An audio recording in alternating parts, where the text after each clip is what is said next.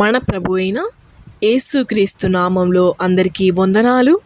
ఈరోజు దేవుని వాగ్దానం కాబట్టి దేవునికి లోబడి ఉండుడి, అపవాదిని ఎదురించుడి, అప్పుడు వాడు మీ యొద్ద నుండి పారిపోవును.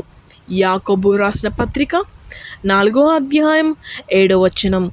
ప్రియ సహోదరి సహోదరులారా, మన విశ్వాస ప్రయాణంలో శోధకుడు ఎన్ని ఆట్లు పోట్లు అలలతో తుఫాను వలె మన మీద పడినప్పటికీ మనకు ఏమీ జరగదు. మనము పరిశుద్ధాత్మ బలముతో దుఃఖాన్ని బాణములను ఆర్పుతూ నజరేయుడైన యేసుక్రీస్తు నామమున వానిని ఎదిరించి పోరాడి తరిమి కొట్టాలి. ప్రభువు మీదున్న విశ్వాసమును లంగరుల వలె సిద్ధపరచుకోవాలి. చింతించవద్దు, భయపడవద్దు. నీవు తండ్రిని పరిపూర్ణంగా వెంబడించినప్పుడు, ఆయన సిద్ధపరిచిన ఆశీర్వాదాలు అందుకోవలసి వచ్చినప్పుడు ఇలాంటివి జరగడం సర్వసాధారణమే.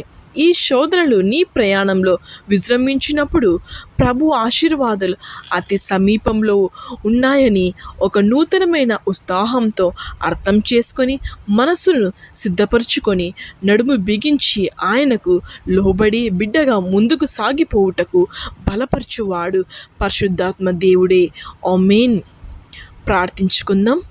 పరిశుద్ధుడా, ప్రేమగల తండ్రి, కృపగల దేవ, నీకు వేలాది స్తోత్రాలు యేసయ్య. నువ్వు ఇచ్చిన వాగ్దానానికి నీకు స్తుతి స్తోత్రం నైన తండ్రి.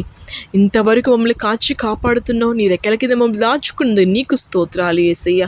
పరిశుద్ధమైన తండ్రి, సాతాను యొక్క ఉపద్రవమునకు మా బిడ్డలు ఎదుర్కొనలేక కృంగిపోయినప్పుడు లేవనెత్తి వాడవు నీవే తండ్రి. మా బిడ్డలు బలహీనులు కనుక లేవనెత్తి నీ కార్యాలు బలపరిచి సాక్షులుగా నిలుపుమని ప్రార్థించుచున్నాను మా తండ్రి.